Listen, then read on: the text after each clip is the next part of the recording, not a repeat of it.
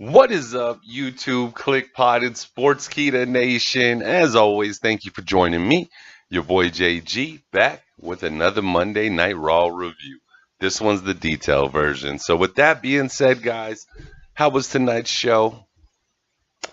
To be honest, coming off last night's show, you had big shoes to fill. Do I think the shoes were filled tonight? No, not really. I mean, I don't know. Nothing was really wrapped up tonight, and nothing was pushed forward tonight. So I don't know. It's just one of them transitional episodes of Monday Night Raw. It's one of the ones that are in kind of like a weird spot. Usually, you would figure coming off of a pay-per-view, usually should be a hyped Monday Night Raw. But we definitely did not get that tonight. Um, Even like sitting back, thinking about it, reflecting on what we've seen, I don't know.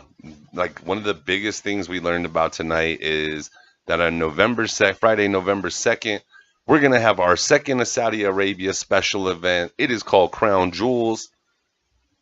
And there we will see Braun Strowman versus Roman Reigns versus Brock Lesnar for the Universal Championship.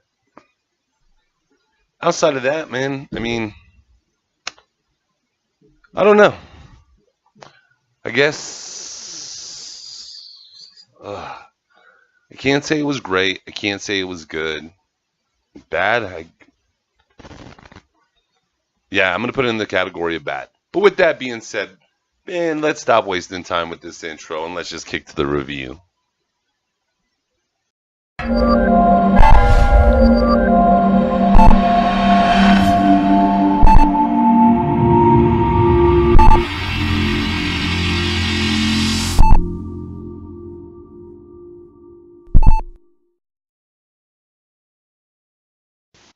What is up, guys? Thank you for sitting through the intro. As always, you guys are the absolute best fans in the world. You guys make dreams possible, and I'm living proof. But with that being said, guys, we're here to talk about Monday Night Raw. As I said in the intro, it's just kind of one of those weird episodes. Even here, sitting now, not a lot of emotions towards what we've seen tonight. Show kicks off as I felt it should tonight with Roman Reigns. This is one night I will say it should have kicked off with Roman Reigns. Roman comes out to the ring, talks about how last night was brutal, how it didn't go as planned, but when he woke up this morning, most importantly, he was still the champion. He knew Brock Lesnar had a rematch, but he didn't think Brock Lesnar would come down, kick the doors off the Hell in a Cell, which was ridiculous, and attack Roman when he was down and out. But once again, he's still standing there right now, and if Brock wants his rematch, he calls Brock to come out right then. Unfortunately, we don't get Brock Lesnar coming down. We actually get Braun Strowman coming out at this point. Braun states that he was screwed in this crap. Roman should be thankful that Brock did come down and save his life, because if he didn't, he wouldn't be standing there as champion. If anyone is to get their hands on Brock Lesnar, it should be Braun. Braun's words, not mine. And then that Braun would deal with Roman as necessary afterwards. I had no problems with any of this. Thought it was really good. Thought it was a good start. We get a little understanding to last night's situation and how they're feeling about it. No issues. Constable comes out, tells both of them to calm it down. Says, hey, none of this is going on here. After last night's pay-per-view, his first night as being the active GM for a pay-per-view, he knows there is nobody more upset than him at the way this match ended. He's been on the phone all day with Stephanie Mann to come up with a resolution for the situation. And the resolution they came up with at this point in time was that they are going to have the three-way at the Crown Jewels event in Saudi Arabia, November 2nd. So we got another Friday. We got another Saudi Arabia event, which kind of, I don't know. Let me see some more of the lineup as we progress closer towards it. And I'll give you my opinions on it, of course. And we'll definitely do a prediction show, a review, and everything like that for it. But at this time, to be completely 100% honest with you, I'm pretty bummed.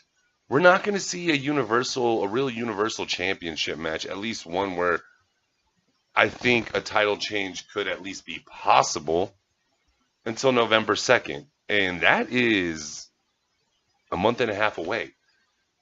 So I don't know how I feel about these events, to be honest with you. On one hand, they're pretty frustrating. On this other hand, it's kind of a cool idea. I do like the fact that it's midday during a weekday. So that's kind of something new and gives you something to look forward to, especially if you're having one of those weeks that are just draining. It gets you something to at least get excited for. But with that being said, it's just once again so far away that are we all still going to really be hyped on this train by the time we get there, by the time it gets to the station, you know? Braun's exact response, he thinks it sucks. Thinks Corbin sucks, thinks Roman sucks, thinks the results from last night sucks, Brock sucks, the fans suck, everybody sucks. And once again, man, I'm with Braun Strowman. It sucks. At this part, it gets kind of crazy. Paul Heyman comes out, and when Paul Heyman comes out, starts off by saying Brock kicked in the gate to hell, and he walked into hell and he conquered hell. Educate the fans on Lessernomics, which is the more money he makes, the better his life is, pretty much. The more he's on the UFC. When he wins that title, then he comes back over, has the Universal title. It's just a lot of money going forward for this man. So that's his idea of why he wants to stay with wrestling.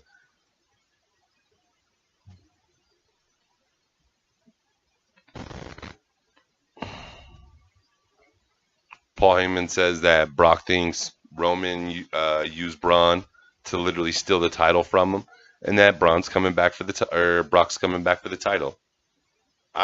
Once again, at this point, I really don't know how I feel about it, guys.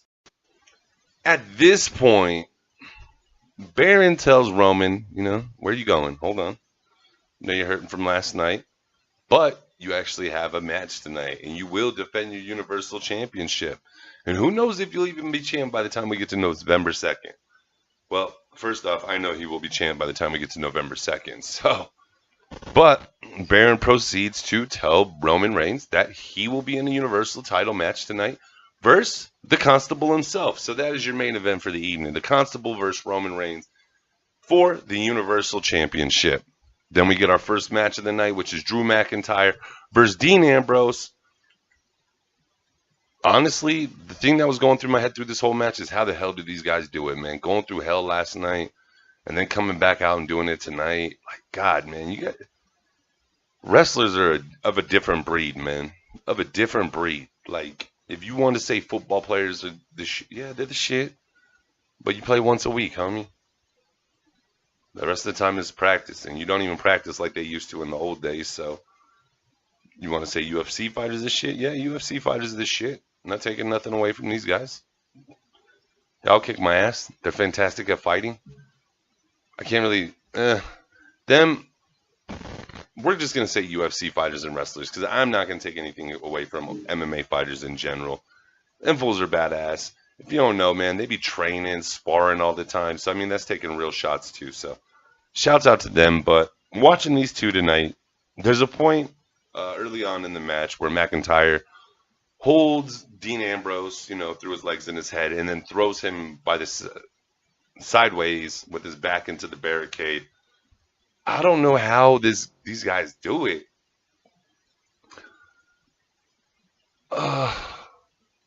Especially Dean. Because Dean took a butt whipping tonight. He receives a Laszlo kick, man. Which, Jesus, man. Some of these kicks are so intense, guys. Then there's a point where Drew's at the top of the rope. He goes up. He wants to do a superplex or something to Dean. Dean gets out, pushes his legs down. McIntyre comes down. He's hung literally upside down like the trio woe. Sits himself up, grabs freaking Dean Ambrose and throws him. I was just like, are you kidding me?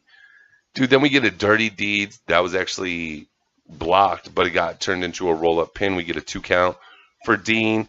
Dean busts out the Texas Cloverleaf. And I'm a huge fan, man. And I think this is an excellent piece of repertoire that for Dean to add to his moveset. I loved it. Unfortunately, he isn't able to use that to capitalize. Towards the end of the match, as it starts to break down and we start to come to our finish, we get Drew McIntyre outside the ring. Dean Ambrose climbs to the top rope, uses the post, jumps out towards Drew, misses. Drew throws him back in, hits him with a Claymore. 1, 2, 3. Your winner, Drew McIntyre. That boy's a beast, guys. Like, I see Universal title in his near future, not far. If not that, you get him over to SmackDown so he can have a piece of that run. Like, the matches you can make. Oh my God. The intensity of this guy in the ring, it's ridiculous. Then we get a backstage segment. Baron talking to Dolph Ziggler and Drew McIntyre. And Baron's trying to coerce Dolph Ziggler into taking his rematch for the Intercontinental title.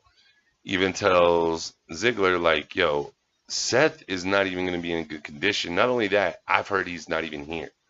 So this leads in Dolph's mind that, hey, man, I can get this title without even possibly having to take a match. So after a lot of coercing into it, Dolph agrees, says I'm in. So we get an IC championship match tonight. Seth Rollins versus Dolph Ziggler. Then we get Ronda Rousey backstage with Natalya, Nikki, and Brie. It was kind of weird because Ronda's not used to being a WWE champion. She's used to being a UFC champion, where in that state you have to sign contract, the fight set far out. You know, it's not the same thing as just going out and making an open challenge. So Natalya, Brie, and Nikki explain to her how an open challenge works. And Ronda says she's going to do more than just give up an open challenge tonight. So we look forward to see later in the show what progresses of this. Then we get one of the weirdest tag teams I'm still not used to. Chad Gable is accompanied by Bobby Roode to take on Victor of the Ascension, who was accompanied by Connor. Chad looked very impressive. He manhandled Victor. There's a spot where Connor tries to get on the apron to distract. He takes care of that before Bobby can even get over there. So Bobby's just like, damn, you didn't even need me.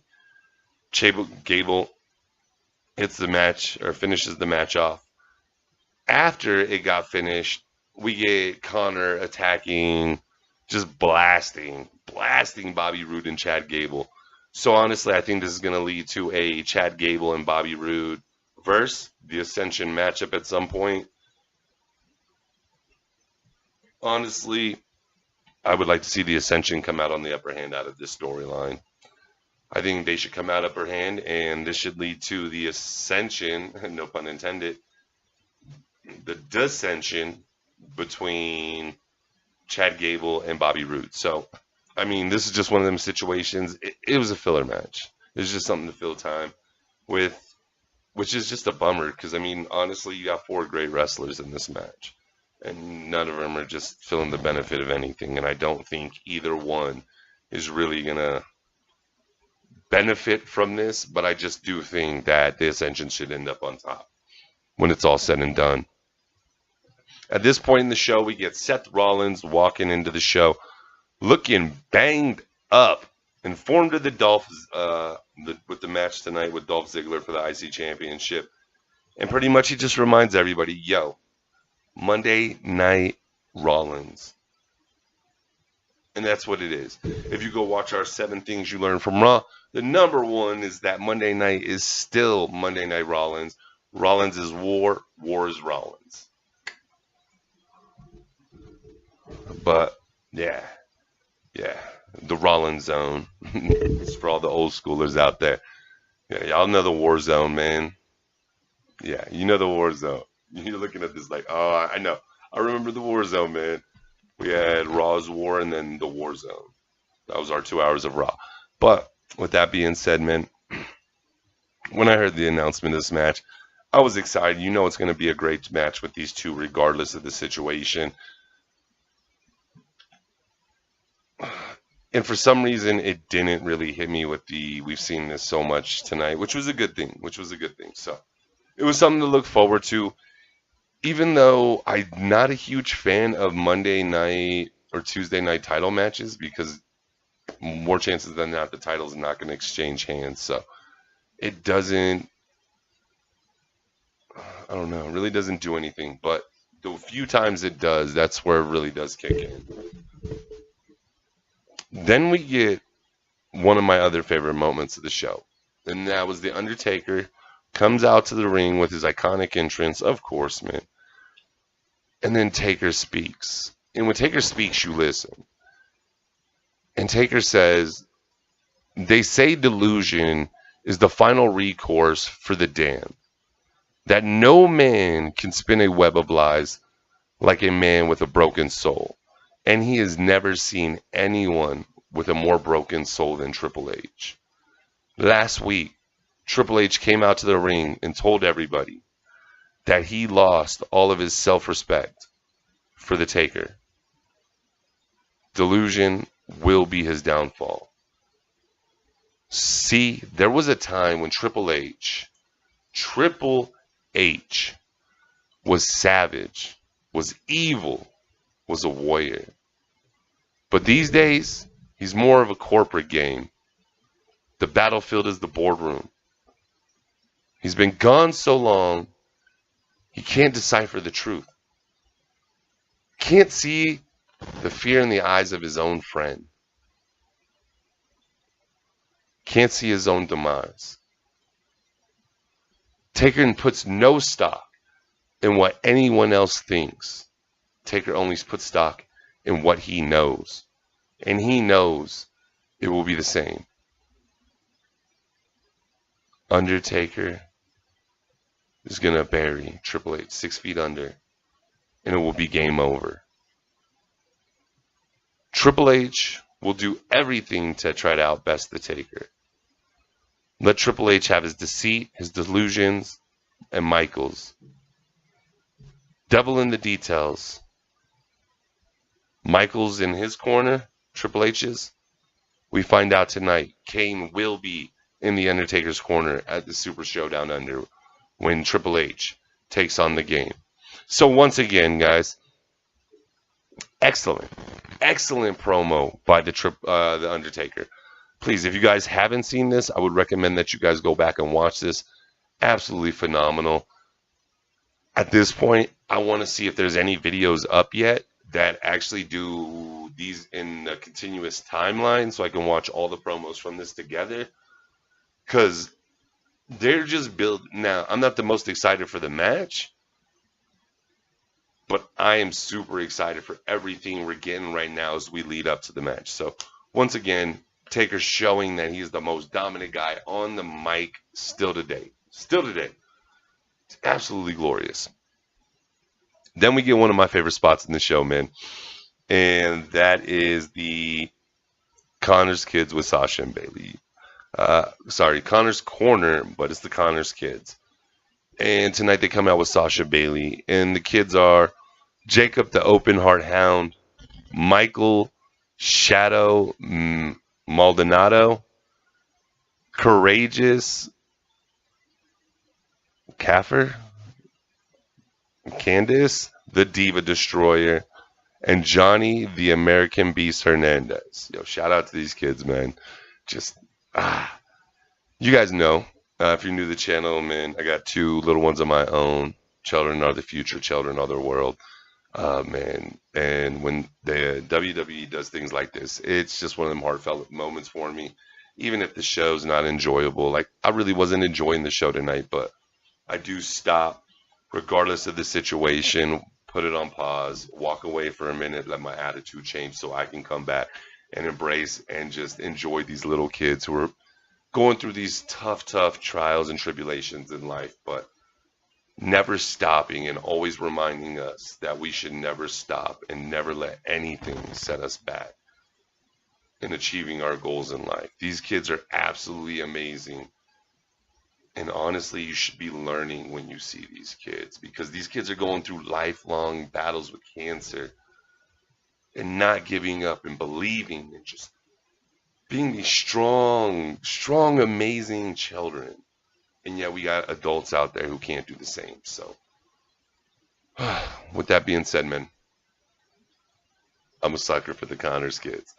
Thank you, WWE, once again. I hope we get this every week. I hope we get this every week. I could live with this every week. There's more than enough kids out there who need it. And just imagine what it does for those kids to give them that moment to come out on the WWE stage, the grandest stage of them all. I know there's going to be a lot of you guys that are like, that's WrestleMania. That's not what I mean. I mean just the grandest stage in wrestling, being in the WWE. And again, damn, I love it. I just love it, guys.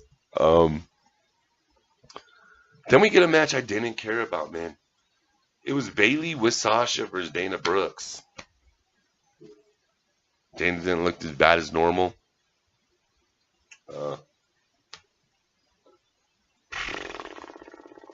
Another filler match. They're just wasting time tonight. Bayley hits a running knee. Bayley to back suplex. 1, 2, 3.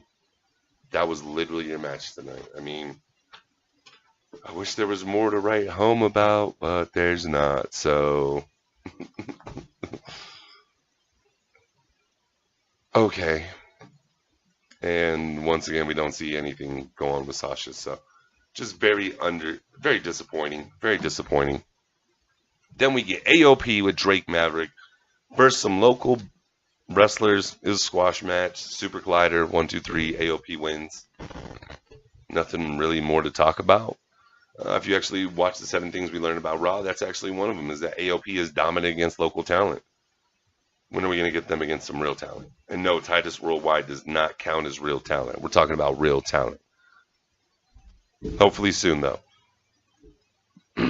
Then we get a segment with Dolph and Baron Corbin. And Dolph's pissed, man. Found out Seth showed up. He's pissed. He put his rematch on the line when technically he didn't want to. He was coerced into it by Baron. Baron tries to pump up Dolph, letting him know, Seth's not feeling good, man. Don't even worry. You're going to take him out.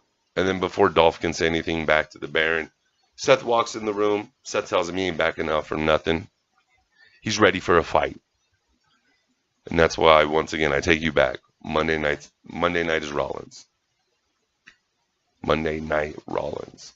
We should get those shirts. Those are fire. Then we get the match. Match everybody's been waiting for. Dolph Ziggler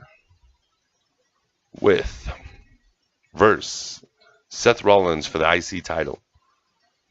When both come into the ring, man, you could see in both their promos, they're feeling the effects from the Hell in a Cell show last night. They still did phenomenal work in the ring, guys. And this is going to be my match of the night. You guys, definitely a recommendation. You should go check it out.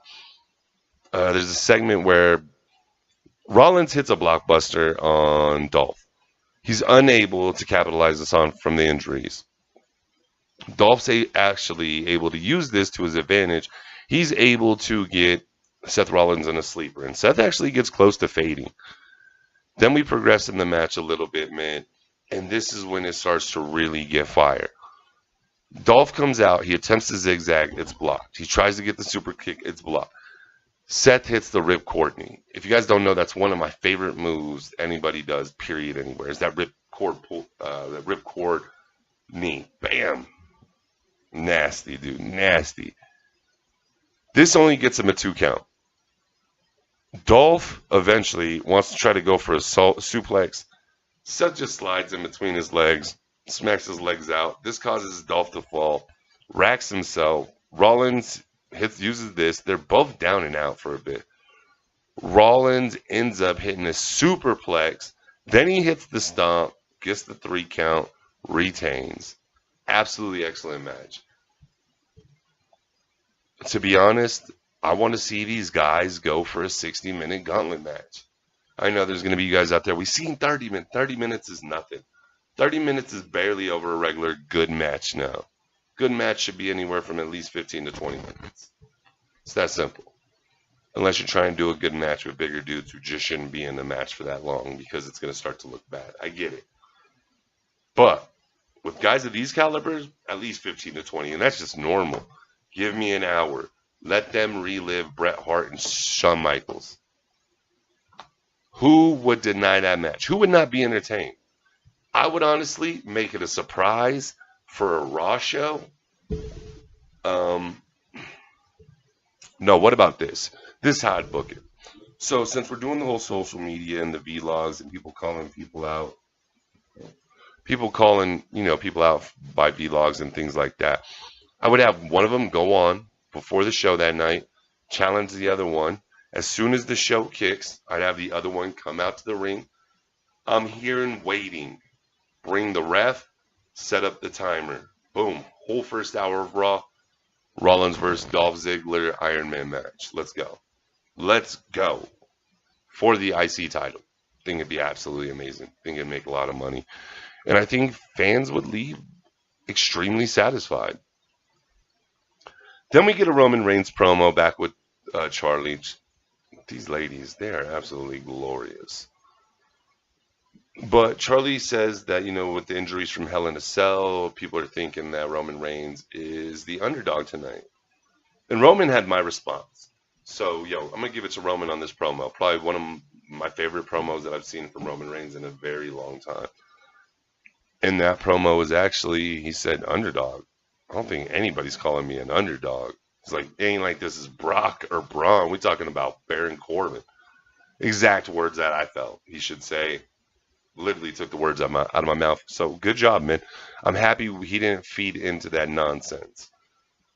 Then we get Ronda Rousey coming out to the ring. And initially she congratulates Alexa Bliss for last night's match at Hell in a Cell. Saying that she took her to the extreme, pretty much, to her limits. Really tested her and showed her, she belonged and she is truly a champion. She wants to be a fighting champion. And she wants to start that now. So she does a Ronda's Open challenge for the women's Raw SmackDown, or the women's Raw title. Natty's music hits. Natalya. We're waiting for Natalya to come out, but there's no sign of Natalya. And at this point, Ronda starts to look pissed. And what was going through my head, to be honest, is I was thinking there was going to be an attack from the back by Natty, and we were going to start to, have things break down between these two so we can get these two in a future match, which is what I want to see. But we didn't. Instead, we get the Riot Squad dragging Natty out by her arms. Ruby talking about how she doesn't hate Ronda. She doesn't like Ronda. They're just sick of it. They're just sick of her. They took care of Natty, so that would make Ruby next. What's hilarious is if you actually go back and watch last night's Hell in a Cell review, I think I bring that up, that I'd like to see Ruby in a feud with Ronda. I just think now is a little too early, but honestly, if you're going to give it to me now, I will take it. But this actually is all a setup to what we're going to see at the Super Showdown Under, which is going to be a 6-women match, a 6-women tag match, Ronda Rousey and the Bellas versus the Riot Squad.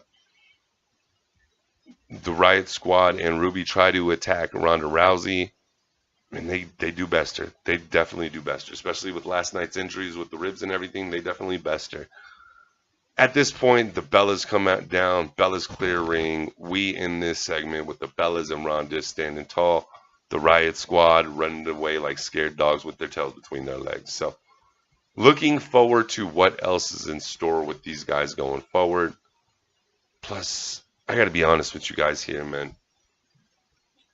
If you're new to the channel, there is a female wrestler that I absolutely adore. Her name is Sienna. Allison K as well. You call her Allison K, Sienna, whatever. She's amazing, guys. I always say, if there was a woman wrestler I'd ever want to marry, just on looks and what she does in the ring, and the persona she feeds off, or gives off, it's Allison K, man. She's just that badass. But moving into a close second with this is Ruby Riot, because, I don't like, and I know there's a lot of you who are going to disagree with me, but the fortunate thing about this show here, It's my opinion that's going on in the video. Ruby's something else, man. I love her look. Like, I really love her look. I think she is the prettiest, one of the prettiest rocker chicks I've ever seen. Next to Sienna. Next to Sienna. I love what she does in the ring, man. I love her mic skills. This girl's amazing. So, I mean, you got me daydreaming here about seeing her in this feud with Ronda Rousey. I want to see that. So hopefully the WWE is going to bring that to us, guys, because I think they'll do really great work together. Not only that, I think working with Ruby would actually help Ronda a lot with her promo skills. Because to be honest, I'm tired of the smiling. I love all the fans, Ronda. Like, I kind of want to see heel Ronda. I think she would be the best, one of the best heels we've ever seen. Like, blank the fans. Like, blank the fans. I can't stand you anyways. Even when I was fighting in the UFC, I didn't do it for y'all. When y'all were talking all this junk about Travis, you think I cared? Forget you. I'm the champ. I would love to see heel Ronda, but that's just the brain at work. But with that being said, I thought this was a very good segment, which takes us into our next segment, which brings us to Elias and Bobby Lashley. So, if you don't already know, at Super Showdown Under, we are going to see John Cena and Bobby Lashley team up to take on KO and Elias. To be honest, I'm very excited for that match. I think it should be a great match. I think you got two excellent workers, two great big men. Cena's going to come back and really give you that fight feel here either next week or the following week. So I think by the time all said and done, I'm going to be super excited to see this match. Elias is out there performing. Says that Bobby Lashley has all the skills, all the tools, but he's a constant disappointment. And he reminds him of the Dallas Cowboys. And he looks out in the audience and he's like, man, I see a lot of you guys wearing Cowboy fans, so it seems like you're accepting a failure. At this point, we get Lio Rush coming out. I like Lio Rush. I like him a lot. I just don't like the way he talks, the way he sounds. We're not going to get into it on this channel, but he sounds like something. Just look it up. Lio Rush comes out, says that Elias is looking like a rock star. Instead of giving the fans what he wants, he plays the same old diss track over and over. Elias asks, yo, who's this kid? Lio, it's like, oh, you must not know who I am. It's like, once again, which one of you parents out there allowed your child to come up on stairs and speak? And he's just going ham on Lio about his looks, how he looks like a child, everything like that. Lio Rush is, finally gets it across. Hey, man, don't worry, bro. I represent Bobby Lashley. At this point, man. At this point, we get Bobby Lashley. And we actually get a match. Quick one. Doesn't last too long. Bobby's pretty dominating, man. KO comes out, tries to go after Lio Rush. Bobby throws Lio Rush at KO, which is hilarious. Like, Bobby is just launching Lio Rush over the apron like a grown-up launching a child. It was so crazy to watch. Like, it's so crazy to see Lio Rush stand next to these guys. Because these guys are big. And I mean, don't not even mean tall. I mean, just big. And Lio Rush is what I would look like standing next to the Big Show, a child. It's crazy. It's just so crazy. But Lio Rush is an absolute talent. If you guys haven't seen him on 205, you guys do need to check that out. Not only that, I like it that they're working him with Bobby, man. Because Bobby don't have enough charisma on his own. I think Lio Rush is really going to help add to this and make us want to see more of Bobby Lashley. So hopefully only positive things come from this. Then we get Alicia Fox and Mickie James versus Ember Moon and Nia Jax. The returning Nia Jax. Good to see you back, Nia. It is. It's very nice to see you back. Ember Moon starts out She looked great working with Alexa and Mickie James. The match itself, I just didn't feel it was entertaining. Not at all. Not that's a lie. Don't let me lie to you. I didn't feel anything was entertaining towards the end. Ember's getting worked on. She's finally able to make her hot tag to Nia. Nia literally comes in, Queen's house. When it looks like Alicia Fox lands an elbow and she's going to get the upper hand on Nia, that doesn't last long. We get a Samoan drop. Then you got Mickie James arguing with Nia, and she looks back. She catches herself an eclipse, which is, like, if y'all don't know, that's one of my favorite moves in all of wrestling. In my top 10 somewhere, my like current favorite moves. But Ember Moon and Nia Jax win as they should. Ember looked good. It was nice to see Nia back. Alicia Fox, stop wasting my life. Mickie James, you're gorgeous. Dude. And you wrestle good. I never mind watching your matches. It's just, what's the build up? Does that get me anticipating, exciting? And I mean, with this one, it was just something to fill some time before our main event of the evening. Main event of the evening was Baron Corbin and Roman Reigns for the Universal title. The match went too long. That's the first thing I'm going to say. I thought there were parts Baron looked impressive. I thought there were parts he didn't. Shockingly enough, I thought there were parts where Roman Reigns looked good. And there were a lot where I didn't think he did. The match itself, I don't think anybody cared for it, to be honest. I don't think it was of interest to anybody. Why do I want to see him go up against Baron Corbin? And I get it. I understand how this all played out, but I'm just not really interested in seeing this. It goes the way it should have went. I don't know. So, at the end of the first part of this match, they're outside the ring, Baron and Roman. Baron throws a steel chair into Roman's face, gets DQ'd, uses his power to restart the match as a no disqualification. We get Braun coming out, who just destroys Roman for a minute, for just a minute. But then, was it Roman got the upper hand? Yeah, Roman gets the upper hand back on that, hurts Braun out. Then you get Dolph and Drew coming down, going for the assist. But then you get the Shield coming down. Both the other members of the Shield, Seth Rollins and Dean Ambrose, they come down, take care of the other three. Roman retains. I don't know.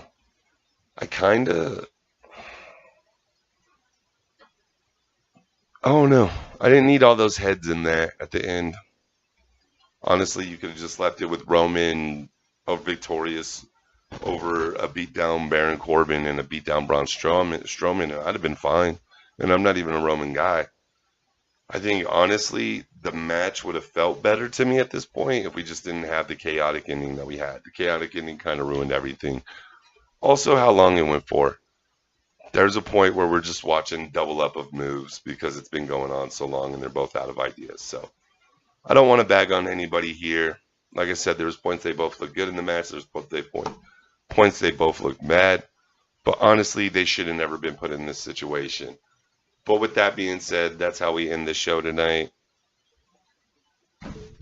With your Universal Champion, Roman Reigns, standing tall. I don't know. Honestly, at this point, I'm looking forward to SmackDown. We have some resolutions that we need to see coming, or at least continuations of stories, so I'm very excited about that. Not only that, me and Dean were talking today. Before I hop off here, guys, I'll let you know. We are going to come back with our top videos, whether they're top 10 wrestlers, top 10 managerial cheers of all time, things of that nature. Going to be new, improved, fresh for Sportskeeda. Obviously, you guys have shown us so much love on this platform. You guys have already taken what we did in our best month at YouTube and damn near doubled it already. So thank you guys so much. Thank you guys to Sportskeeda for hosting us. No, Mean Dean and me will be back in the booth together soon. Sorry about my voice the last 2 days, guys. I know it's a little more raspy than usual. Went pretty hard, like I said last night during the pay-per-view, just screaming and everything like that because it was really good. If you guys haven't, please go check out the 7 things we learned from the Hell in the Cell pay-per-view. Or if you want a more detailed review, please check out the Hell in the Cell detailed review. But with that being said, guys, I'm going to go ahead and hop off of here so I can get some sleep, get the day done tomorrow, and bring you guys another review. But with that being said, as always, guys, take names, kick ass, and peace.